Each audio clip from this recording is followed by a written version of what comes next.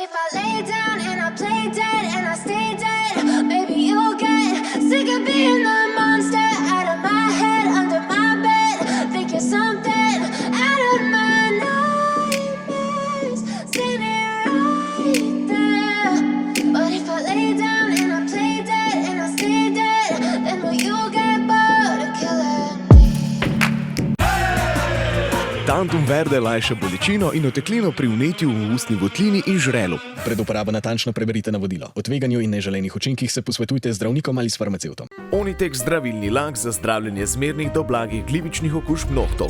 Brez piljenja, brez odstranjevanja laka. Onitek. Resne težave imajo lahko tudi enostavno rešitev. Pred uporabo natančno preberite navodilo. O tveganju in neželenih učinkih se posvetujte z zdravnikom ali farmacevtom.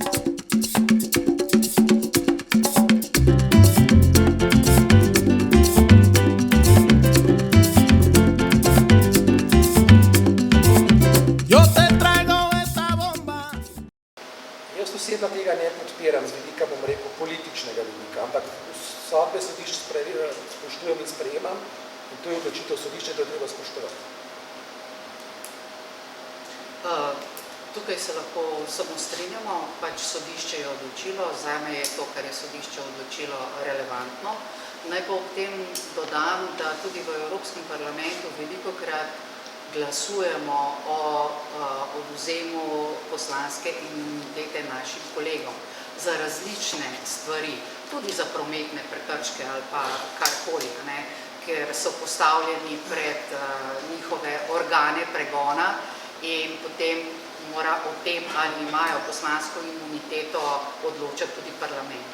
In mislim, da če ne skoraj v 100% vedno odločamo, da poslanca ta imuniteta ne ščiti in da dopuščamo pravosodnim organom, da izpeljajo svoj postopek in na koncu sodišče odloči tako ali drugače, ker seveda gradimo na predpostavki, da so sodni sistemi v državah članicah taki, kot morajo biti in verjamemo v njihovo pošteno sojenje. Tako da to je splošno uveljavljena praksa, da poslanec za svoje prekrške, ki jih naredi, ni zaščiten s poslansko imuniteto. Tukaj ne gre za prekrške, tukaj gre za... Razumem, ampak samo vam povem, da tudi v Evropskem parlamentu ne dopuščamo teh imunitet.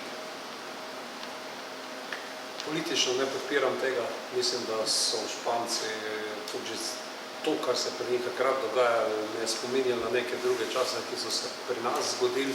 Tako kot je bilo rečeno,